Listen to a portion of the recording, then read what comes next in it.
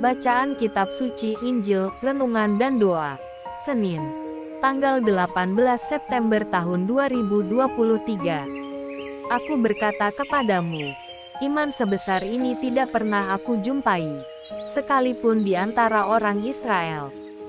Inilah Injil suci menurut Lukas, bab 7 ayat 1-10. Setelah Yesus selesai berbicara di depan orang banyak, masuklah ia ke Kapernaum. Di situ ada seorang perwira yang mempunyai seorang hamba, yang sangat dihargainya. Hamba itu sedang sakit keras dan hampir mati. Ketika perwira itu mendengar tentang Yesus, ia menyuruh beberapa orang tua-tua Yahudi kepadanya untuk meminta, supaya ia datang dan menyembuhkan hambanya. Mereka datang kepada Yesus dan dengan sangat mereka meminta pertolongannya. Katanya, ia layak engkau tolong. Sebab ia mengasihi bangsa kita dan dialah yang menanggung pembangunan rumah ibadat kami. Lalu Yesus pergi bersama-sama dengan mereka. Ketika ia tidak jauh lagi dari rumah perwira itu menyuruh sahabat-sahabatnya untuk mengatakan kepadanya, "Tuan, janganlah bersusah-susah, sebab aku tidak layak menerima Tuan di dalam rumahku. Sebab itu aku juga menganggap diriku tidak layak untuk datang kepadamu. Tetapi katakan saja sepatah kata, maka hambaku itu akan sembuh. Sebab aku sendiri seorang bawahan, dan di bawahku ada pula prajurit.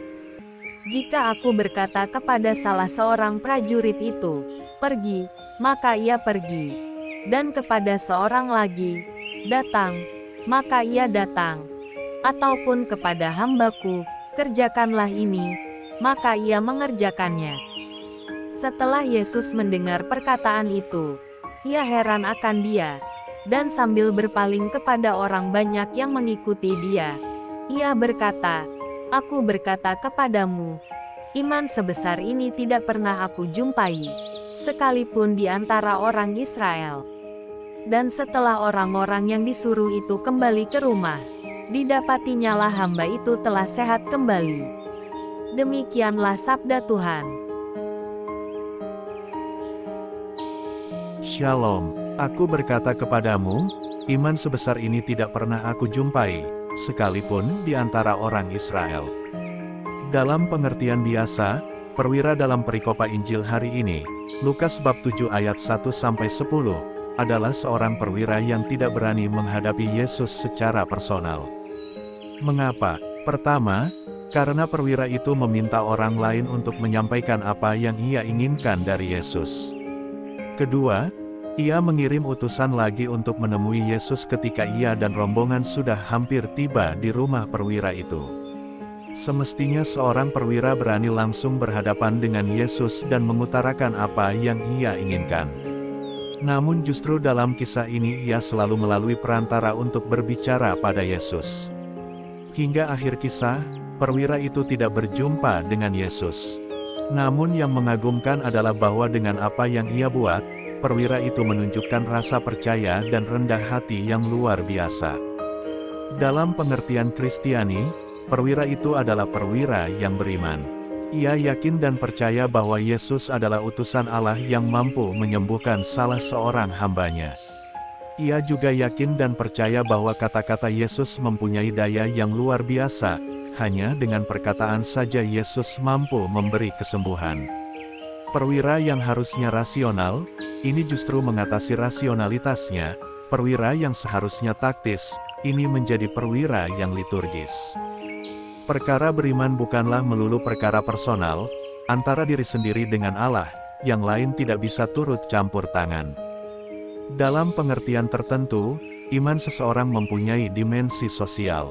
Artinya iman personal itu mempunyai dampak sosial, bahkan bisa mengubah orang lain. Iman perwira dan orang-orang tua yang memohon kepada Yesus, mempunyai daya yang efektif untuk membawa sang hamba pada kesembuhan. Yesus tidak mengabulkan permohonan si sakit, tetapi ia memperhitungkan iman dan permohonan dari orang-orang yang ada di sekitar si sakit. Demikianlah kiranya gereja hingga saat ini tetap memelihara pentingnya mendoakan orang yang sakit, dan bahkan tetap mendoakan orang yang sudah meninggal. Gereja yakin dan percaya, satu dua orang yang berkumpul dalam nama Tuhan, Ia hadir dan berkarya atas nama orang-orang itu. Kesatuan hati banyak orang dalam satu doa, membawa daya ilahi yang mampu mengubah keadaan. Tuhan pasti tidak akan begitu saja tinggal diam, sementara umatnya memanjatkan doa-doa yang tulus murni. Mendoakan orang lain, terlebih mendoakan mereka yang sakit dan menderita, adalah sebuah keutamaan Kristiani yang patut senantiasa kita pelihara. Iman kita adalah iman yang hidup. Maka, kita yang hiduplah yang bersatu hati dalam doa, mendoakan orang yang perlu kita doakan, kita yang masih hidup dan sehatlah yang mengunjungi mereka yang sakit, kita yang masih hiduplah yang mendoakan mereka yang sudah meninggal. Mari mohon rahmat Tuhan supaya kita dimampukan belajar dari sang perwira, mohon rahmat Tuhan agar kita mempunyai iman seperti perwira itu, dan mohon rahmat Tuhan supaya hidup kita menjadi hidup yang berguna bagi sesama kita. Orang-orang yang memberilah yang akan menerima. Sementara orang yang tidak pernah memberi, juga tidak akan menerima.